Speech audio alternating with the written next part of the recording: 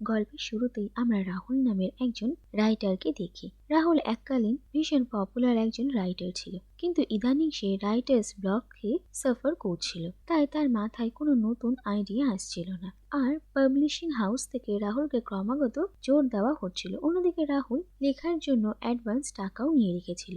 আর এরপর আমরা দেখি যে রাহুলের লাইফে এত স্ট্রাগল চলছিল, সেই মুহূর্তেই তার ওয়াইফ আর ছেলেও তাকে ছেড়ে দিয়ে চলে যায়, আর তার ওয়াইফ অন্য একজনকে বিয়ে করে নেয়। এরকমই অবস্থায় একদিন রাহুলের সঙ্গে তার পুরনো কলেজ ফ্রেন্ড অর্কর দেখা হয়। আর রাহুল দেখতে পায় যে অর্ক এখন খুব বড়লোক হয়ে গেছে। এরপর অর্ক রাহুলকে নিজের বাড়িতে নিয়ে যায়, আর অর্কর বাড়ি থেকে রাহুল ভীষণ অবাক হয়। জানা যায় যে অর্ক এককালীন একজন বড় অ্যাক্টর হতে চেয়েছিল, কিন্তু লাইফে অনেক স্ট্রাগল করার পর শেষ পর্যন্ত অর্ক সাউথ আফ্রিকাতে গিয়ে বিজনেস স্টার্ট করে, আর সে এত বড়লোক হয়ে যায়। কিন্তু অর্ক ভালো নেই, কারণ কিছুদিন আগে তার লাইফে একটা ট্র্যাজেডি ঘটে গেছে। আসলে মুম্বাইয়ের একজন বড় অ্যাক্ট্রেসের সঙ্গে অর্কর বিয়ে হয়েছিল, কিন্তু তার ওয়াইফ মারা গেছে, আর অর্ক এখন ইমোশনালি খুবই উইক ছিল।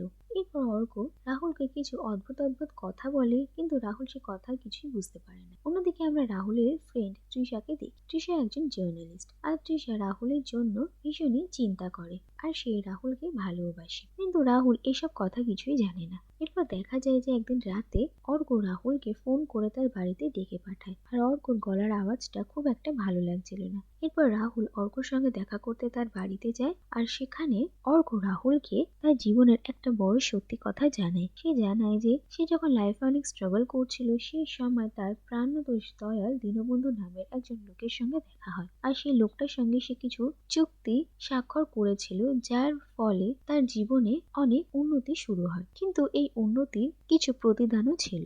আর অর্কর বক্তব্য যে দীনবন্ধুর সঙ্গে সেই চুক্তি স্বাক্ষর করে তার জীবনে এত সফলতা আসলেও শেষ পর্যন্ত তার স্ত্রীকে সে হারিয়ে ফেলে। আর অর্ক জানায় যে দীনবন্ধুর সঙ্গে তার আলাপ তার স্ত্রীর সূত্রে।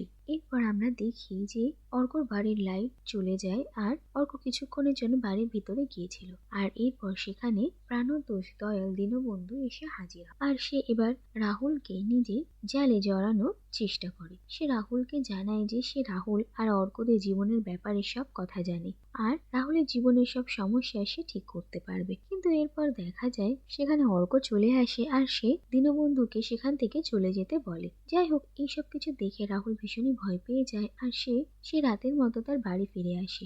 আর পরের দিন সকালবেলা রাহুল জানতে পারে যে তার বাড়ির সামনেই অর্ক নামের একজন লোকের কার অ্যাক্সিডেন্ট হয়েছে। আসলে অর্ক সে রাতে রাহুলের বাড়িতেই তার সঙ্গে দেখা করতে আসছিল। এরপর রাহুল আর তৃষা অর্কর সঙ্গে হসপিটালে গিয়ে দেখা করে, আর জানা যায় যে অর্কর একটা অনেক বড় অসুখ করেছে।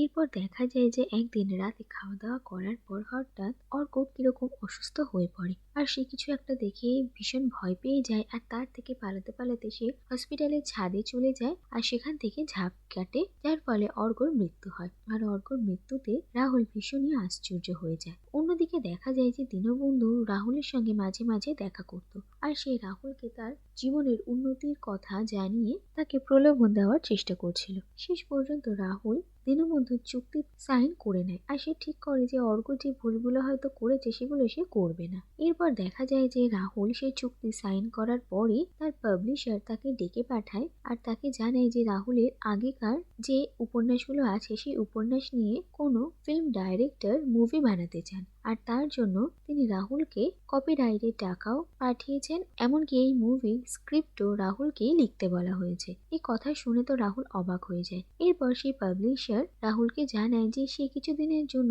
তাদের নর্থ বেঙ্গলের একটা বাংলোতে গিয়ে থাকতে পারে, আর সেখানে রাহুল নতুন করে লেখা শুরু করতে পারবে। আর এরপর দেখা যায় যে দীনবন্ধু রাহুলের সঙ্গে দেখা করে, আর সে রাহুলকে জানায় যে এই চুক্তি স্বাক্ষর করার পরই তার ভাগ্যে চাকা ঘুরে গেছে। এরপর দীনবন্ধু রাহুলকে আরো জানায় যে এই পাবলিশারেরই একজন ভাইয়ের মেয়ে আছে, যার নাম হচ্ছে গৌরী, আর গৌরী একজন শিক্ষিত বিলত ফেরত মেয়ে, আর যদি একবার রাহুল গৌরীকে বিয়ে করতে পারে তাহলে রাজত্ব আর রাজকন্যা সবই তার হবে। এরপর রাহুল তৃষাকে কিছু না বলে নর্থ বেঙ্গল চলে আসে, আর তৃষা যখন জানতে পারে যে রাহুল হঠাৎ করে এখান থেকে চলে গেছে তখন সে ভীষণই অবাক হয়, আর এরপর সে অনেকবার রাহুলকে কল করে, কিন্তু রাহুল তার ফোন তোলে না। এরপর দেখা যায় যে রাহুল নর্থ বেঙ্গল চলে আসে, আর সেখানে এসে তার গৌরীর সঙ্গে দেখা হয়, আর এরপর দেখা যায় যে ধীরে ধীরে গৌরী আর রাহুলের রাহুলের মধ্যে একটা সম্পর্ক তৈরি হয়। অন্যদিকে দেখা যায় যে রাহুল তার লেখালেখি নিয়ে কাজ শুরু করার আগে অন্য কেউ হয়তো রাহুলের হয়ে তার কাজটা করে দিচ্ছিল,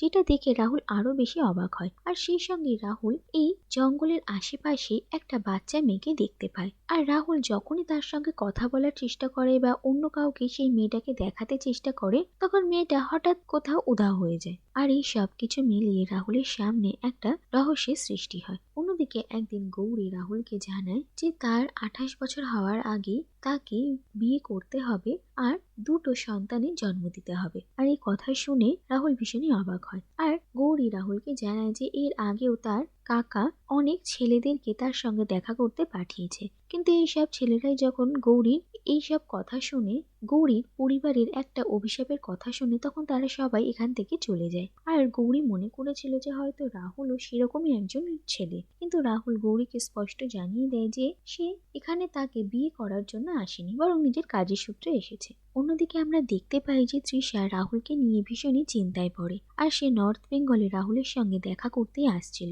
কিন্তু ট্রেনে তৃষার সাথে অনেক অদ্ভুত অদ্ভুত ঘটনা ঘটে, আর সে ভয় পেয়ে ট্রেনের দরজা থেকে নিচে ঝাঁপ দেয়, আর তার একটা বড় অ্যাক্সিডেন্ট হয়। আর এরপর গৌরী রাহুলকে শত শত বছর ধরে তার পরিবারের ওপর চলে আসা একটা অভিশাপের কথা জানায়। আর গৌরী জানায় যে কয়েক শত বছর আগে তার প্রপিতামহ, যিনি কিনা ভীষণই রাশভারী একজন মানুষ ছিলেন, আর তার সঙ্গে গ্রামের কিছু মানুষের বিবাদ হয়। আর এরপর দেখা যায় যে তার যখন 28 বছর বয়স হয়, তখন তিনি হঠাৎ নিরুদ্দেশ হয়ে যান।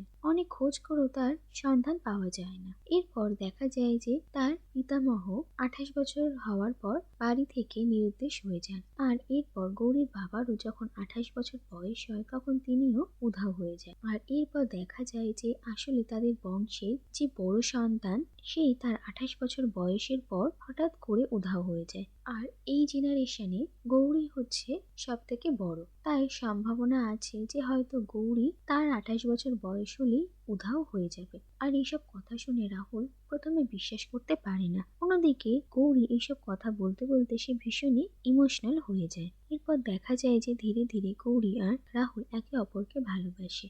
আর এরপর দেখা যায় যে তারা দুজন একে অপরকে বিয়েও করে, আর তারা বেশ ভালোই ছিল। কিন্তু এরপরে একদিন দেখা যায় যে গৌরী তার ফ্যামিলির একটা ফটো অ্যালবাম রাহুলকে খুলে দেখাচ্ছিল, আর সেখানে সে দীনবন্ধুরও একটা ফটো দেখে, যেটা দেখে রাহুল ভীষণই অবাক হয়। আর গৌরী জানায় যে তার বাবা যেদিন নিখোঁজ হয়ে গিয়েছিলেন, সেদিন সকালে সে এই লোকটাকে বাড়িতে দেখেছিল। আর রাহুল জানায় যে এই লোকটাকে সে এত বছর আগে কি করে দেখেছে, এই লোকটা তো তার বন্ধু। আর এই কথা শুনে গৌরী রাগে দুঃখে সেখান থেকে পালিয়ে যায়। অন্যদিকে রাহুল যখন গৌরীকে খুঁজতে যাওয়ার চেষ্টা করছিল, সেই সময় সে হঠাৎ অজ্ঞান হয়ে যায়। এরপর যখন রাহুলের জ্ঞান ফেরে, তখন সে তার সামনে একজন পুলিশ অফিসারকে দেখে, আর সেই পুলিশ অফিসার রাহুলকে গৌরীর মার্ডারের চার্জে অ্যারেস্ট করতে এখানে এসেছিল। আর এইসব কথা শুনে রাহুল ভীষণই অবাক হয়ে যায়। রাহুল সেই পুলিশ অফিসারকে জানায় যে সে তার স্ত্রী গৌরীকে খোঁজার চেষ্টা করছিল।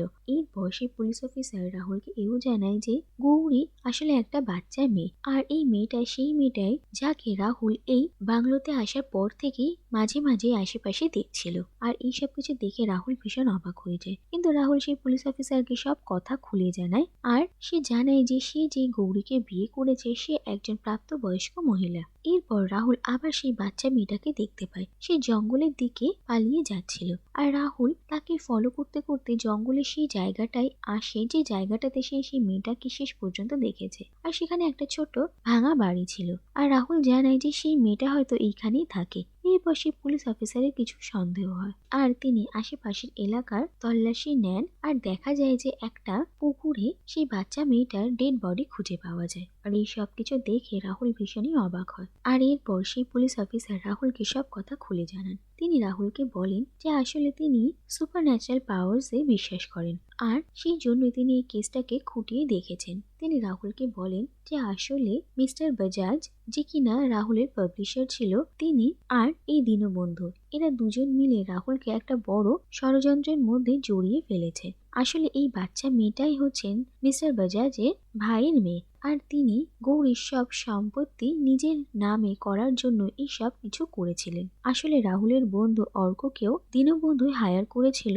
আর অর্ক সবকিছু জেনে বুঝে রাহুলকে এই সবকিছুর মধ্যে ইনভলভ করে। কিন্তু শেষ পর্যন্ত পর্যন্ত অর্কর কাজ যখন শেষ হয়েছিল তখন তারা নিজেদের স্বার্থে অর্ককেও মেরে ফেলে। আর এরপর দীনবন্ধু রাহুলকে নিজের চুক্তির জালে ফাঁসায়। আর রাহুল যখন নর্থ বেঙ্গলে আসে তখন তার একজন নকল গৌরীর সঙ্গে আলাপ করানো হয়। আর আসল গৌরীকে তারা অন্য একটা জায়গায় আটকে রেখেছিল। কিন্তু সেই বাচ্চা মেয়েটা নিজের প্রাণ বাঁচানোর জন্য যখন হয়তো পালাচ্ছিল সেই সময় সে এই পুকুরে পড়ে যায় আর ডুবে তার মৃত্যু হয়। আর সেই পুলিশ অফিসার রাহুলকে জানায় যে গৌরী নিজে তো প্রাণে বাঁচতে পারেনি, কিন্তু সে রাহুলকে প্রত্যেক পদে পদে সতর্ক করার চেষ্টা করেছিল। অন্যদিকে সেই নকল গৌরী ধীরে ধীরে রাহুলের বিশ্বাস যেতে আর তার সঙ্গে বিয়ে করার ছলনা করে। আর যখন তাদের কাজ শেষ হয়ে যায় তখন সেই মেয়েটাও সেখান থেকে পালিয়ে যায়। আর সেই পুলিশ অফিসার রাহুলকে জানায় যে তৃষার সঙ্গে তার আগে থেকেই পরিচয় আছে, আর তৃষার সূত্র ধরেই তিনি এই কেসটাকে ইনভেস্টিগেট করছেন। সে পুলিশ অফিসার রাহুলকে জানায় যে আসলে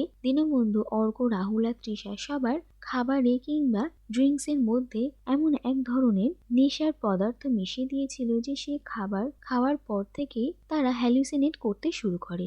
আর সেই হ্যালুসিনেশনের মধ্য দিয়ে তাদেরকে ভয় দেখানো হয় আর তাদের দিয়ে নিজেদের স্বার্থ সিদ্ধি করা হয়। আর অর্ক আর তৃষাও হ্যালুসিনেট করেই একজন ছাদ থেকে আর একজন ট্রেন থেকে ঝাঁপ কাটে। আর অন্যদিকে আমরা দীনবন্ধু আর সেই নকল গৌরীকে দেখি, কিন্তু এরপর দেখা যায় যে দীনবন্ধু সেই মেয়েটাকেই মেরে ফেলে। অন্যদিকে আমরা মিস্টার বাজাজ আর দীনবন্ধুকে একে অপরের সঙ্গে কথা বলতে শুনি, আর তারা যে একসঙ্গে কাজ করছিল তার প্রমাণও পাওয়া যায়। কিন্তু এরপরে দেখা যায় যে আসল গৌরীর আত্মা মিস্টার বাজাজ আর দীনবন্ধু দুজনকেই খুন করে।